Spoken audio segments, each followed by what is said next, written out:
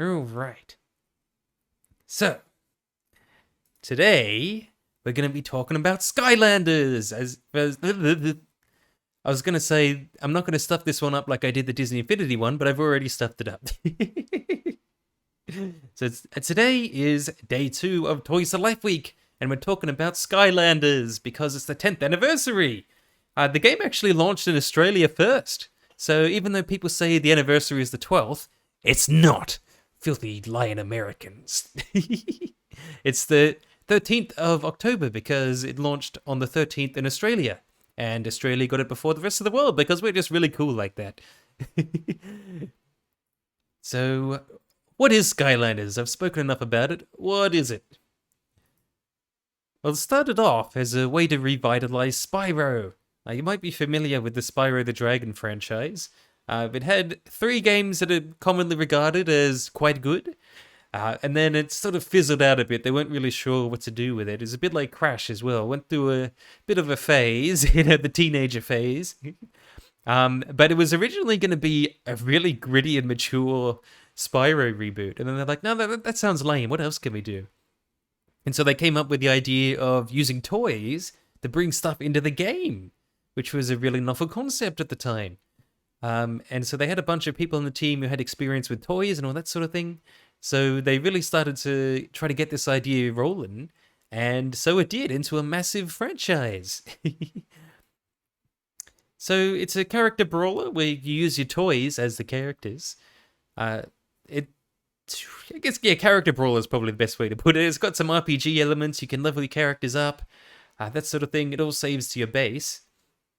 And there's a whole range of gimmicks. Each game has its own gimmick, which will usually result in a new kind of figure or toy. And, beg your pardon, my dinner's coming. So new gimmicky toys that change the way you play. So in Skylanders Giants, those were giant figures, which were much bigger than the regular ones, and also really big in the game as well. They were big and strong, could do lots of different things. Or in Skylanders Superchargers, the gimmick was vehicles. So there were vehicle segments where you'd fly in a jet, race in a car, or swim around in a submarine or a boat. And so each of those has added new mechanics and new depth to the game.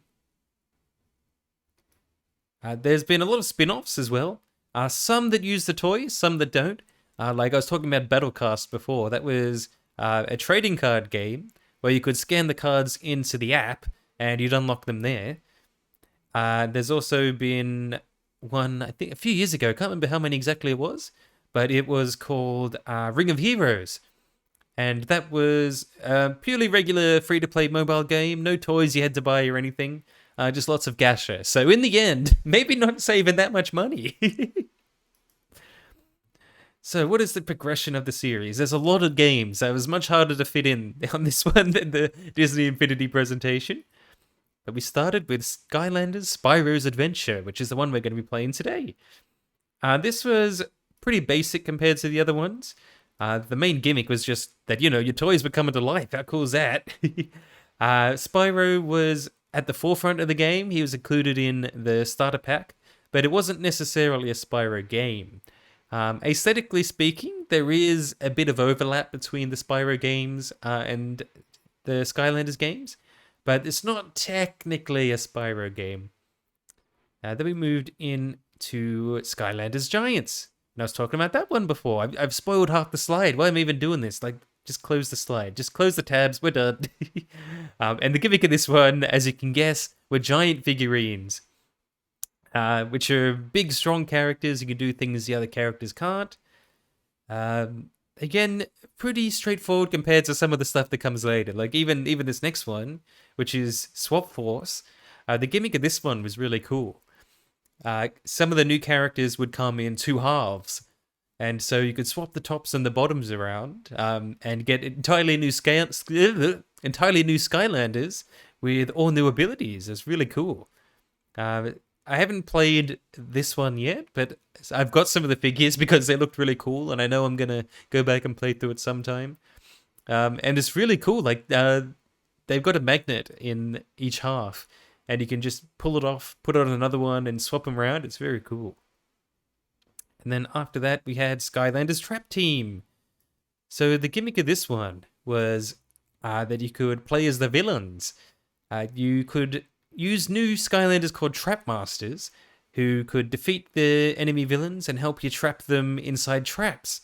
There were traps of different elements which would correspond to the same element on the different villains in the game. And then you could put the trap into your portal, and the portal would talk to you out of the speaker as if you'd actually stored the villain inside the portal. It was really cool. So the villains were stronger characters than the regular Skylanders, but they had a time limit, so you kind of had to balance it out. And so you'd end up having to buy heaps and heaps of traps in order to store all the characters. And then there were some super special rare traps that even now are really hard to find and really expensive. And then we come into the games that I've actually played, so I'm a bit more of an authority figure on these ones. So this one is Skylanders Superchargers, which is one that focuses on vehicles.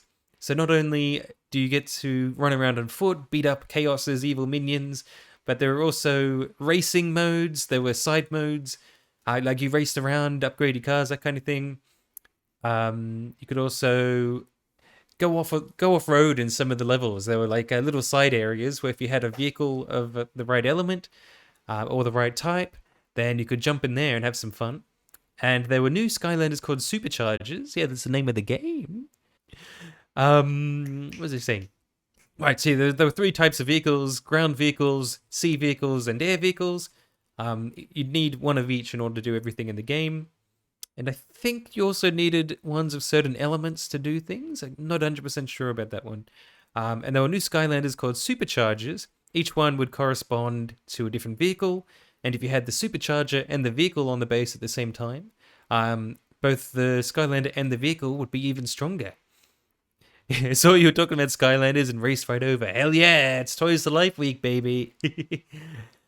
This is also the game that introduced Taxi. Hey, how you doing? Welcome. We're having a birthday party for Skylanders. There was cake. There's still some left. I'll give some out afterwards. But we're talking Skylanders at the moment.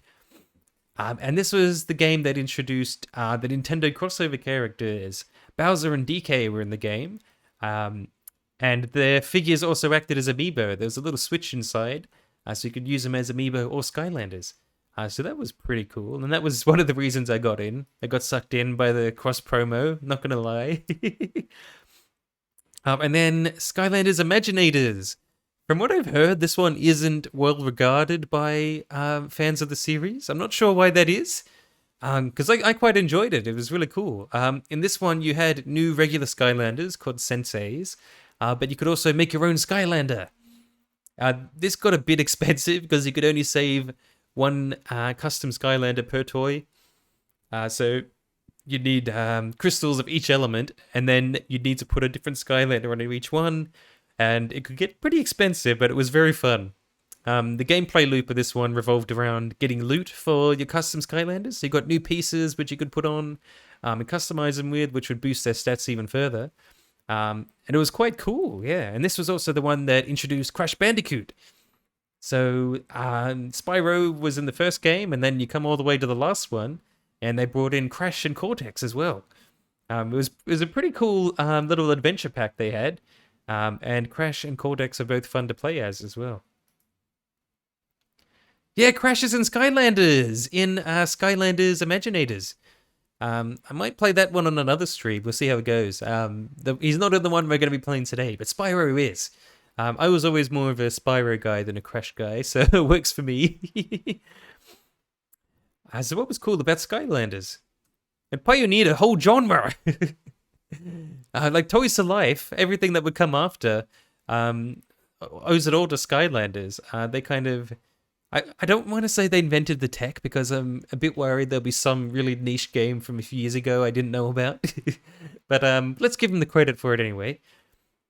So if you like Disney Infinity, if you collect Amiibo, if you liked Lego Dimensions, any of those, then you owe it all to Toys for Bob and them coming up with this really cool idea. It was fun without being complicated, which made it kid-friendly. Kids loved this series, my goodness. I remember going to the Easter show, and for a few years it was just Skylanders stuff everywhere. Just everywhere. Show bags, merchandise, all the good stuff. So the gameplay isn't as deep as Disney Infinity got later in its years, but there's still heaps of variety because there's so many characters, and each one plays really uniquely.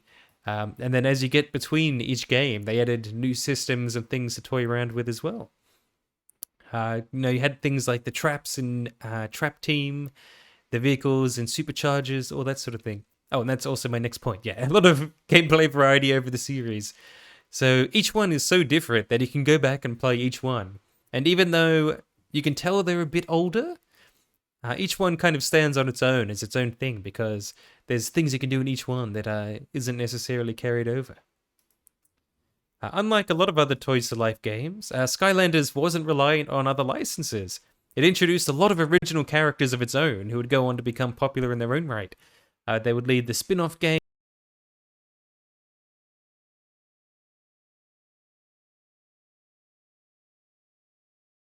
spin-offs and tie-ins, like the books and the TV shows and everything. The characters would go off and do their own things. They weren't necessarily tied to Spyro or Crash. But of course, it did bring them back. That's okay, no worries. It's all good. So it did bring back Spyro and Crash. I think it's fair to say that those franchises wouldn't be back today if it wasn't for Skylanders leading the charge. And while Spyro fans were a bit miffed that he was being used to promote this kids game at first, I think in the long run we'll get over it. And if not, you're a bunch of babies.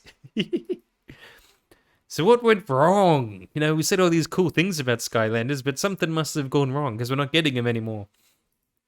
Well, I forgot to put those on a timed out thing, so they're all going at once. Whoops, spoiled my own surprise. I mean, the short story is the sales dropped over time. Activision weren't happy, cancelled the game that was going to come next and said, nope, not doing this anymore. Too much money, not enough coming back in.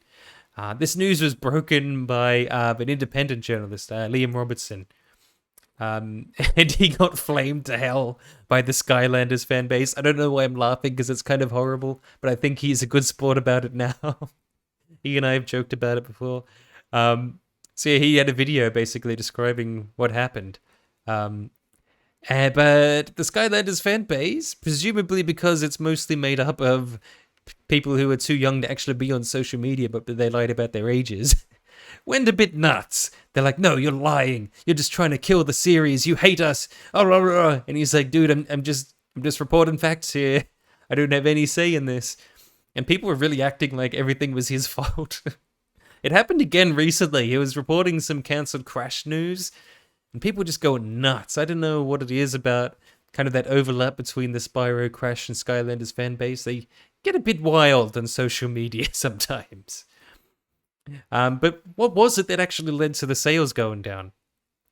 I mean, part of this is going to be speculation, but speaking anecdotally on what put me off from parts of the franchise, as well as what put off some of the parents who had to buy these for family friends, the yearly release schedule was definitely a big thing.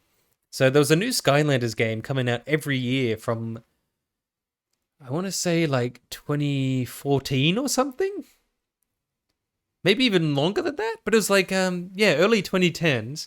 A new game every year with its own figurine range coming alongside it. You can imagine that the parents weren't happy having to buy these because the kids would be like, Mom, there's a new Skylanders. And they'd be like, oh, what's wrong with the Skylanders you have? You already have those. We bought them for you like a few months back.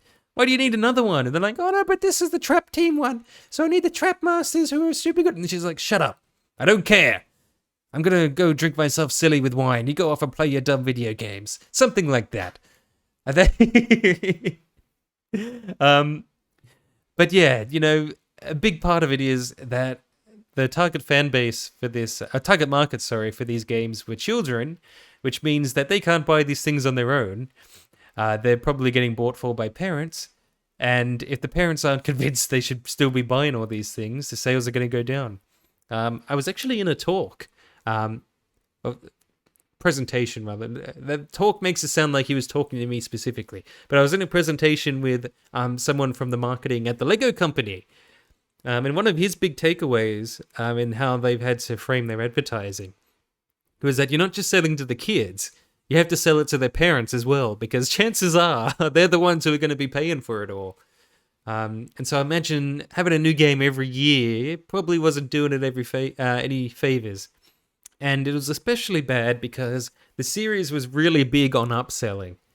All the Toys to Life games, to an extent, have some upselling. Like a common thing will be, it'll say, "Oh, hey, you've got this cool upgrade for this character, but you can't use it. But what if I slip you a little trailer, tell you how cool this character is, see him in action? Whoa, they look cool, don't they?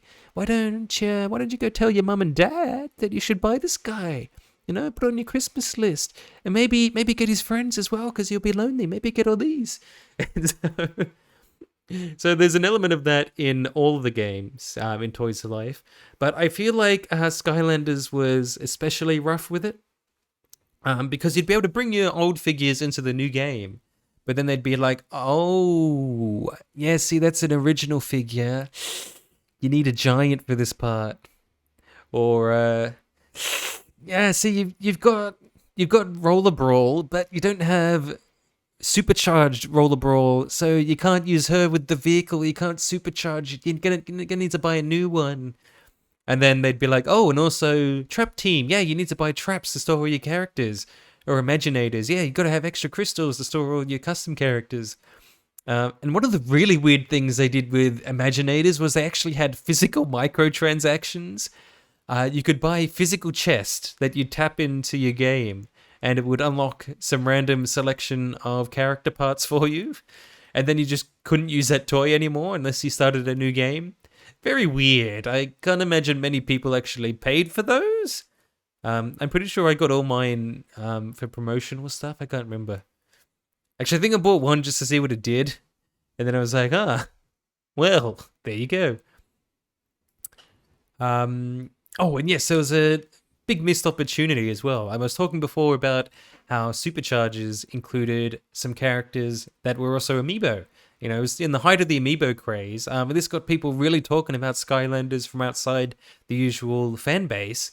But they really missed an opportunity here because the way that they handled it was really rough.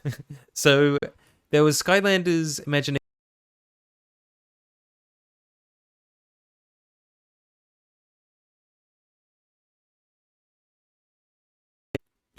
So yeah, there was Skylanders Superchargers on Wii U, which was the regular game, and then they released a racing spin-off on the Wii.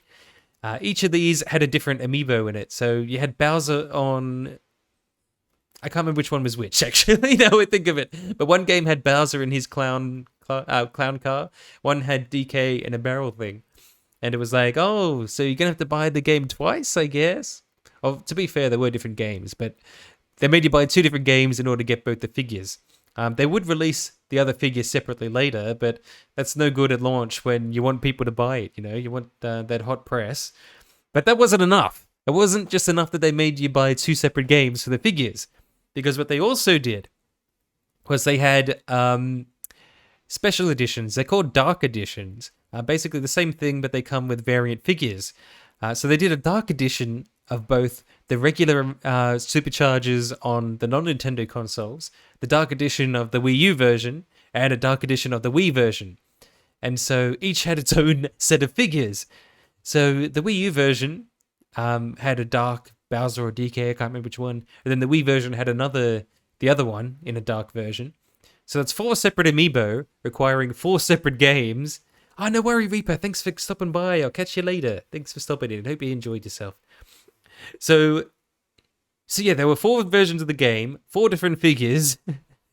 And yeah, people were like, oh, I mean, I was interested in trying this game out, but now I'm going to miss out on the amiibo, which was half the reason I was playing the game for, unless I buy the game 4 times.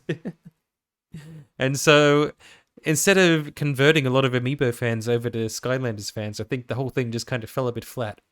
I myself, despite being a big fan of Toys to Life, still don't have all those figures. I bought the Wii U Superchargers, so I got whatever figure came with that. And then I came to it a bit late, so I bought the other one separately. And then EB Games once had the Wii version on sale for cheap. And so I think that one came with Bowser, yeah. So I think they put the cooler character in the Wii version that no one wanted. Just, it's a really upsell you there. So I think I've got the Dark Bowser that came with the Dark Edition of the Wii version. But I never got Dark DK because, I'm not buying the same game a whole bunch of times. And being an amiibo, it's probably super expensive on eBay, though I haven't actually checked for a while. So who knows? But, the series is over, but what has it left behind? It created a whole new genre of game! I can't stress this enough. It's so cool. It was a really innovative idea. I mean, I wasn't a big fan at first, because it just kind of felt like you were paying way too much for each character, and I was kind of like, oh, back in my day, all the characters were there. I unlocked them by playing the game and all that.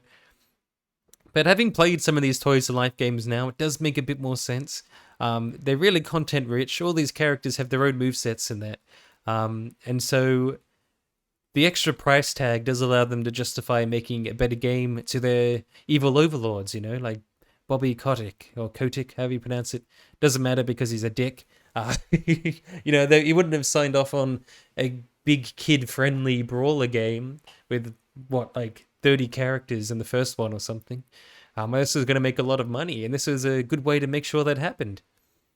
So, if you liked Amiibo, if you liked Disney Infinity, if you liked some of the indie attempts at Toys to Life as well, then it all comes back to Skylanders.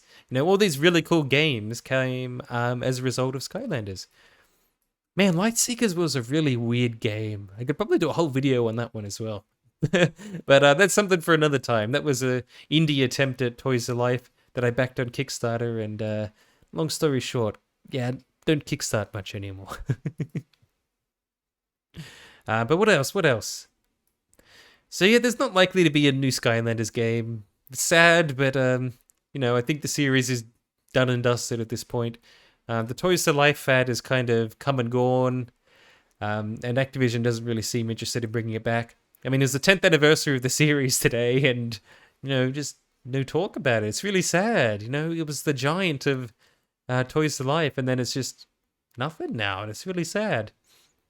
But there have been spin-offs and tie-ins. I mean, Skylanders Ring of Heroes, that was released a few years back. I think it's still going. I never really got into it. I'm not really a big mobile game player, but must have a pretty big fan base. It's still going. And yeah, there was Skylanders Academy on Netflix, which I watched a few episodes of, and pretty good. As far as licensed tie-ins for kids go, pretty good. So, it's not completely gone. It's just the form that everyone's familiar with is probably not coming back. It'd be really good if they released digital versions like Disney Infinity did, where you can play the whole thing on PC, get every character in the game. But for people who didn't play Skylanders or any Toys to Life stuff afterwards, probably the biggest thing is that it helped bring back Crash and Spyro. Spyro and Crash kind of had a bit of a mixed run in the mid-2000s. Their games weren't all that well received, and they kind of went on the back burner for a bit.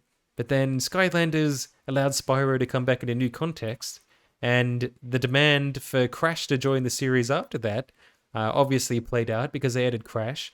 And it showed Activision that people still loved these characters and these worlds, and that they wanted to see more of them later. And now we do. We've got a remake trilogy of each series. There's a new Crash game even. But yeah, Activision is shit. Don't give them money. Shh. And yeah, that's Skylanders.